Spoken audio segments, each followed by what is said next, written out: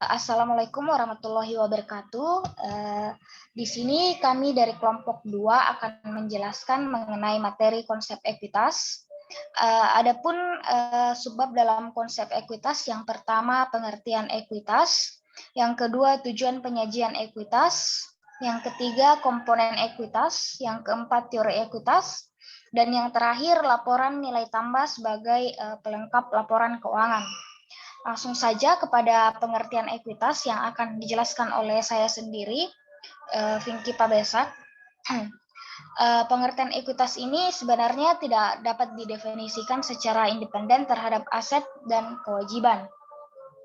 Nah, ekuitas pemilik pada dasarnya bukan kewajiban, tetapi merupakan klaim sisa atau residual claim terhadap aktiva. Nah, dalam kerangka dasar standar akuntansi Indonesia pada tahun 2002, Ikatan Akuntansi Indonesia atau IAI mendefinisikan ekuitas sebagai hak residual atas aktiva perusahaan setelah dikurangi semua kewajiban. Nah, pada dasarnya ekuitas berasal dari investasi pemilik dan hasil usaha perusahaan. Nah, ekuitas akan berkurang dengan adanya penarikan kembali, penyertaan oleh pemilik, pembagian keuntungan atau dividen, dan atau kerugian usaha. Selanjutnya tujuan mengenai ekuitas sendiri akan dijelaskan oleh saya, yaitu Trendy. Baik, untuk materi selanjutnya itu tujuan penyajian ekuitas.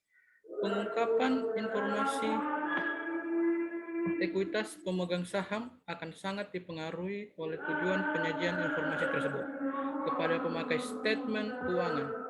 Pada umumnya, tujuan pelaporan informasi ekuitas pemegang saham adalah untuk menyediakan informasi kepada yang berkepentingan tentang efisiensi dan kepengurusan tentang manajemen, informasi tentang kewajiban yuridis perseroan terhadap para pemegang saham dan pihak lainnya juga merupakan tujuan dalam penyajian ekuitas pemegang saham ini.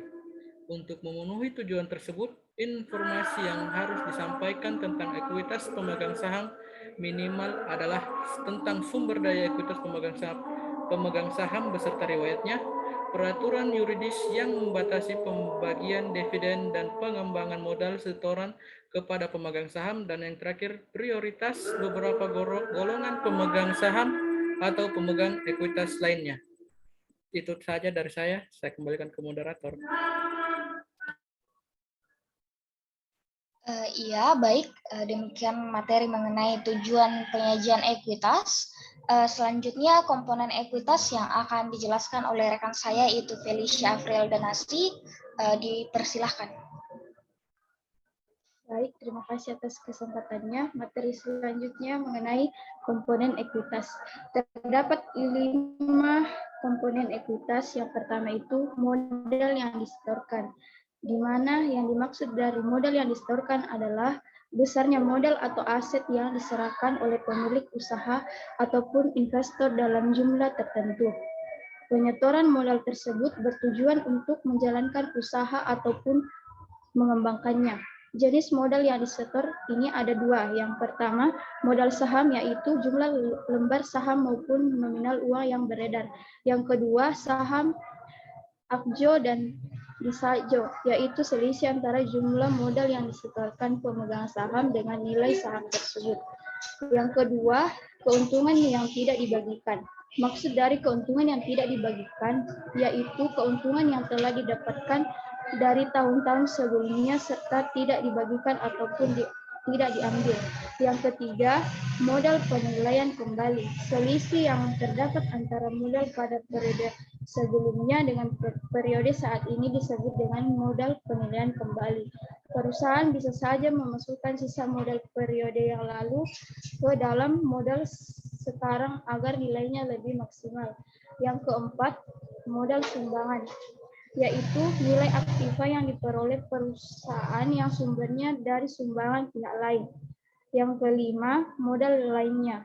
Modal lainnya merupakan modal yang sumbernya dari berbagai jenis cadangan yang ada pada perusahaan. Contohnya, modal ekspansi, modal persiapan untuk pelunasan obligasi, cadangan penurunan harga, dan sebagainya. Sedangkan jumlah keuntungan yang tidak dibagikan dan telah dimasukkan ke dalam dana cadangan tidak bisa diminta kembali sebagai dividen. Sekian dan terima kasih. Saya kembalikan ke moderator. Baik, terima kasih. Itulah materi mengenai komponen ekuitas. Selanjutnya, subbab mengenai teori ekuitas akan dijelaskan oleh rekan saya, yaitu Feby. Dipersilahkan. Baik, terima kasih. Materi selanjutnya yaitu teori ekuitas.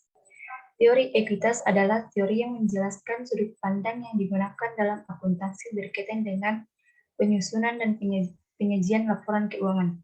Dengan kata lain, penyusunan dan penyajian laporan keuangan sangat tergantung pada sudut pandang yang digunakan, yaitu siapa yang dianggap paling berkepentingan terhadap laporan keuangan.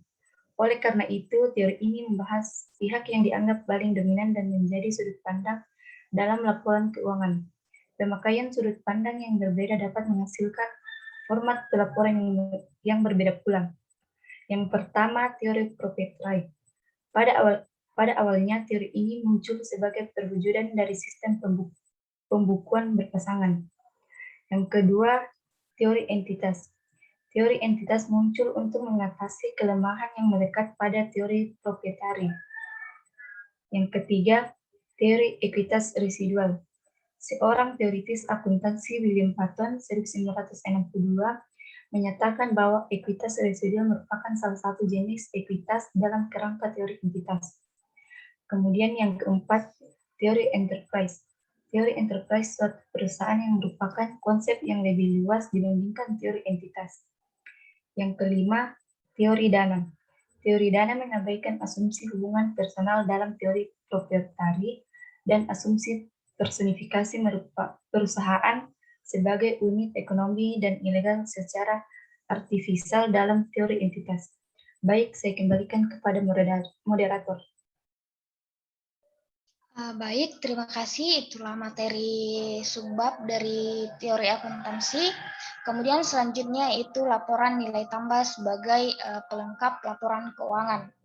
Nah, laporan keuangan suatu perusahaan yang terdiri dari neraca, laporan laba rugi, laba yang belum dibagi, dan perubahan posisi keuangan atau arus kas, serta catatan atas laporan keuangan, sebenarnya tidak lain adalah laporan pertanggungjawaban manajemen kepada terutama para pemilik perusahaan. Nah, laporan keuangan ini disusun berdasarkan dua anggapan pokok. Yang pertama itu bahwa pemilik modal yang ditanamkan dalam perusahaan adalah pemegang saham.